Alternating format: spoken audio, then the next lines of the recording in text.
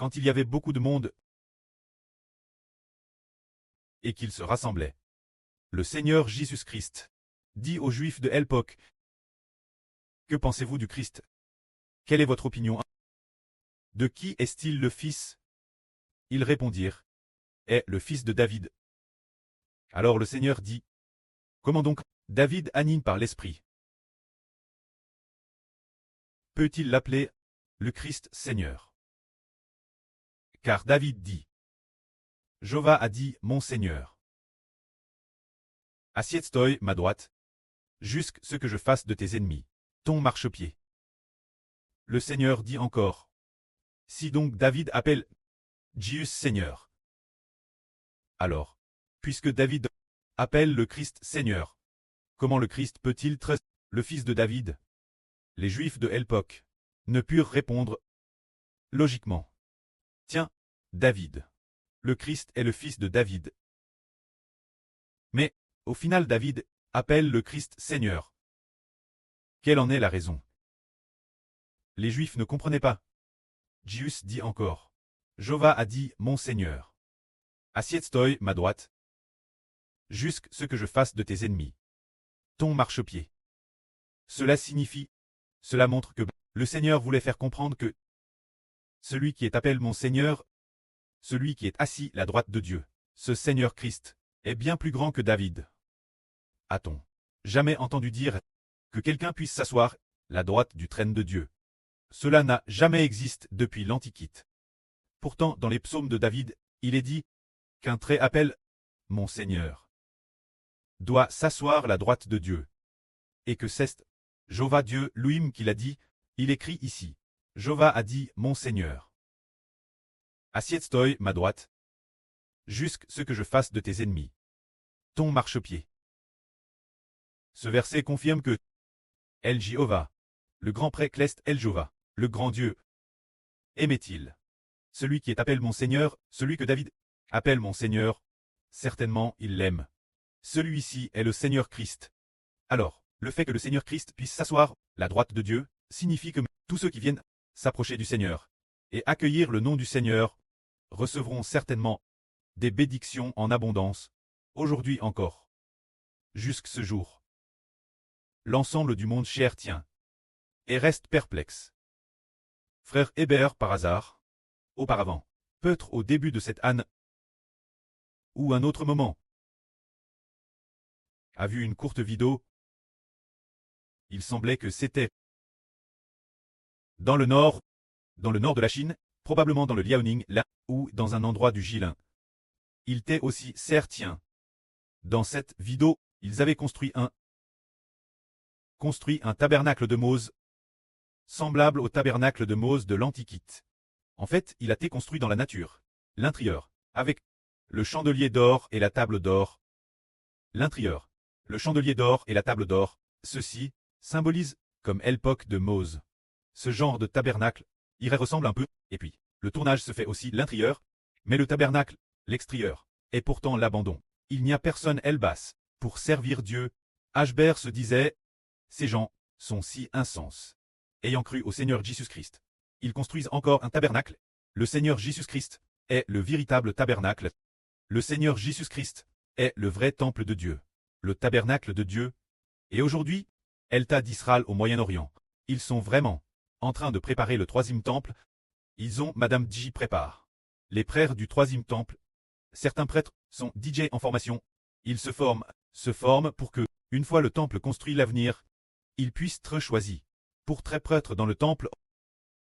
Alors nous comprenons que Jésus-Christ est le véritable temple. De sorte qu'aujourd'hui le christianisme et le catholicisme attendent tous que Jérusalem au Moyen-Orient, l'État d'Israël, construise un temple afin d'attendre le retour du Christ. Ils croient tous tort que lorsque le Seigneur Jésus viendra, il ira dans le temple. Ce ne sera pas le cas. Jésus-Christ est déjà devenu le temple. Ainsi comme le Seigneur l'a dit. Jéhovah a dit, mon Seigneur. Assieds-toi, ma droite, jusqu'à ce que je fasse de tes ennemis ton marchepied. Alors, nous devons nous demander, le Seigneur Jésus-Christ est-il plus grand? Ou bien, le temple construit par Salomon est-il plus grand? Le Seigneur a dit, mais je vous le dis, ceux qui se tiennent ici, Il y a quelqu'un de plus grand que le temple. Le Seigneur Jésus est plus grand que le temple. Pour le précleste, l'univers entier est comme de la poussière. Mais, pour le précleste El Jova, bien qu'il considère l'univers comme de la poussière, et considère aussi son temple sur terre comme de la poussière, car l'avenir a vu, nous ne servirons pas Dieu dans le temple de Jérusalem au Moyen-Orient. Mais nous irons auprès de la mer de verre dans le royaume des cieux. Nous irons sur la nouvelle terre et dans la nouvelle Jérusalem, qui descend du ciel, pour adorer Dieu. Ce moment-tel, il n'y aura plus de temple de Dieu. Et l'univers entier, Dieu va le détruire. Alors, plus forte raison, le temple de Jérusalem au Moyen-Orient. Ainsi, nous disons que le précleste a créé toutes choses, par le Seigneur Jésus-Christ. Donc, le Seigneur Jésus-Christ est plus grand que toutes choses, y compris, dans l'Antiquité, Salomon du royaume d'Israël. Le temple qu'il a construit, ou bien Salomon, le temple construit, ne serait pas plus grand que le Seigneur Jésus-Christ. Ces temples de l'Ancien Testament étaient construits pour qui? Pour les gens de l'Ancien Testament. Ils ont été construits afin de permettre aux gens de l'Ancien Testament de servir Dieu. Et l'Ancien Testament est appelé l'Alliance non bénie. L'Alliance des pécheurs. Ce sont des pécheurs qui veulent servir Dieu. Alors Dieu a dit, « Oh, vous êtes des pécheurs. Alors vous ne pouvez certainement pas, sur la mer de verre, me servir. Il vous est également impossible de venir devant moi pour me servir. Cependant, si vous êtes des pécheurs, vous pouvez me servir ainsi. Vous construisez un temple, et dans le temple, offrez des buffles et des brebis en sacrifice pour me servir. Mais vous ne verrez jamais ma face. » C'est de dire que pour les pécheurs, les pécheurs ne peuvent pas voir la face de Dieu. Ira-t-il un pécheur qui puisse voir la face de Dieu et vivre? Y en a-t-il? Quel pécheur peut traverser l'univers pour atteindre le royaume des cieux, et venir devant Dieu pour servir Dieu? Pas un seul pécheur ne peut l'atteindre. Mais les pécheurs ne peuvent pas atteindre le royaume des cieux, ni voir la face de Dieu. Pourtant Dieu a eu pitié et a dit, « Ah, vous êtes des pécheurs, vous êtes remplis de péchés, et vous voulez quand madame me servir, alors vous allez construire un temple, sur l'autel du temple, offrez des buffles et des brebis en sacrifice, pour me servir. » C'est ainsi que cela a te trait. Mais quand le Seigneur est venu, le Seigneur a dit, « Ceux qui servent vraiment Dieu doivent être de l'esprit. » Pour ceux qui le servent vraiment. Et quand nous qui servons Dieu, c'est par le nom de Jésus-Christ que nous pouvons atteindre le royaume des cieux. Pour servir Dieu, prenons un exemple. L'époque du roi David. Le roi David est le grand prêtre de l'époque. Tsadok. On choisit 24 classes de prêtres pour servir Dieu. Quant aux 24 classes, chaque classe avait un chef qui conduit. Prêtres de cette classe, chaque classe avait 12 personnes, soit 24 classes au total. Alors, ces 24 personnes étaient les 24 anciens. 24 prêtres officiant comme anciens. Alors, ceux de l'époque de David dans l'Ancien Testament, ces prêtres des 24 anciens, sont-ils plus honorables? Ou bien ceux de cette époque, les prêtres des 24 anciens, sont-ils plus honorables? Voyons donc, les prêtres des 24 anciens de l'Ancien Testament, pouvaient-ils voir la face de Dieu? Non. Mais ceux du Nouveau Testament, les prêtres des 24 anciens, verront l'avenir, la face du précleste. L'époque de David, les prêtres des 24 anciens, pouvaient-ils s'asseoir sur le trône de gloire? Non. Mais les prêtres des 24 anciens du Nouveau Testament seront par le nom du Seigneur Jésus-Christ rachetés, s'assiront sur le trône de gloire pour régner sur l'univers et toutes choses. Cela signifie que les gens de l'Ancien Testament, personne ne peut être prêtre du Nouveau Testament. Sous l'Ancien Testament, l'époque de David, l'époque de Salomon, et madame, les prêtres de l'époque de Café, tant qu'ils n'acceptent pas Jésus, pas un seul d'entre eux n'a obtenu d'épreuves spirituelles. Nous, ses enfants, sommes rendus nobles par Jésus-Christ, et nous voyons que, waouh, beaucoup de gens sont troublés et on abandonne Jésus. Si l'on dit que quelqu'un veut bâtir un temple, bâtir un véritable temple comme celui de Salomon, et veut dans ce temple offrir des buffles et des moutons en sacrifice. Alors le frère Ashbreu dit que cette personne prend le Seigneur Jésus-Christ pour ennemi. Mais le temple que nous bâtissons, c'est d'offrir la louange en sacrifice. Au nom du Seigneur Jésus-Christ, la louange en sacrifice. Ce que nous bâtissons, ce temple, a pour temple le nom de Jésus-Christ. Afin que Dieu soit glorifié. En se réconciliant par Jésus-Christ. en se glorifiant en Jésus-Christ, en considérant le Seigneur Jésus-Christ comme le Trésor suprême. Ainsi, cela est conforme à la volonté du Seigneur, conforme à la volonté du précleste. Mais si l'on bâtit un temple physique, c'est offenser le Seigneur, et aussi offenser le précleste.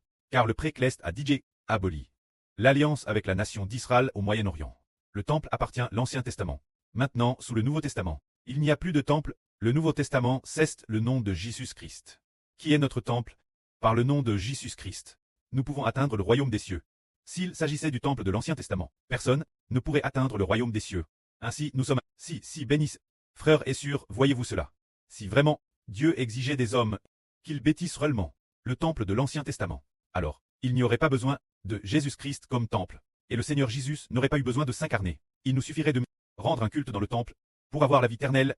Pourtant, dans le temple, en adorant dans le temple de l'Ancien Testament, on n'a jamais entendu dire que quelqu'un ait obtenu la vie éternelle, ni que quiconque ait entendu dire qu'il deviendrait roi ou prêtre éternel. Rien de tout cela, mais sous le Nouveau Testament, par le nom de Jésus-Christ. Et de recevoir le Seigneur Jésus-Christ, afin que l'homme ne s'écarte pas de la voie de Dieu.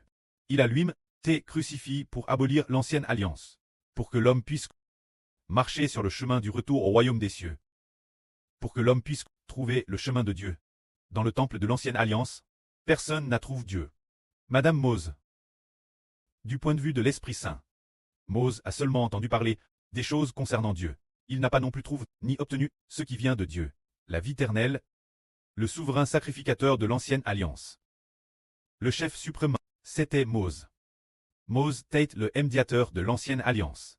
Le médiateur de l'alliance, le plus grand qu'il ait fait, a seulement été d'atteindre la vision du dos de Dieu. Son visage rayonnant, mais plus tard la lumière sur son visage, s'est également vanouie. Alors, sa durée de vie n'était que de 120 ans. Alors, l'ancienne alliance n'a pas obtenu quoi que ce soit. Mais nous, ses enfants, comme le dit le Seigneur, le souverain sacrificateur de la nouvelle alliance, appelle le souverain sacrificateur Christ, doit s'asseoir à la droite de Dieu. Alors tous ceux qui s'appuient sur le Seigneur Jésus-Christ, combien ils sont bénissent. L'ancienne alliance. Servir sous l'ancienne alliance pour devenir le souverain sacrificateur chef de l'ancienne alliance. N'a, madame, pas vu le visage de Dieu. Ne l'a jamais vu. N'a pas non plus entendu la voix de Dieu. N'a pas reçu les enseignements de Dieu. N'a pas non plus reçu l'Esprit de Dieu. Ainsi, l'ancienne alliance a été abolie. L'ancienne alliance tant abolie, nous obtenons le Seigneur Jésus pour la nouvelle alliance. Et c'est dans la nouvelle alliance que nous recevons le Seigneur Jésus-Christ comme notre trésor suprême, que nous recevons le nom du Seigneur Jésus-Christ. Pour la nouvelle alliance, afin que nous puissions nous approcher de Dieu. Et par le nom du Seigneur Jésus-Christ, devenir noble. Mais ce moment-là, le Seigneur a dit. Pourquoi David dit-il? Mon Seigneur, assieds-toi. La droite de Dieu, David, appelle le Christ son Seigneur. Alors de qui le Christ est-il? Le Fils, ce qui implique que recevoir le Christ surpasse de loin toute chose. C'est pour que nous recevions le Seigneur Jésus. Et en le recevant, nous recevons tout ce qui existe dans l'univers, nous recevons toutes les promesses de Dieu. L'apôtre Paul a dit.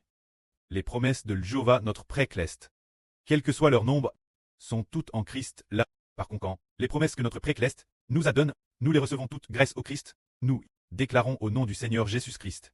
Et nous recevons tout ce que Dieu a promis. Que la gloire soit auprès et au Seigneur. Amen.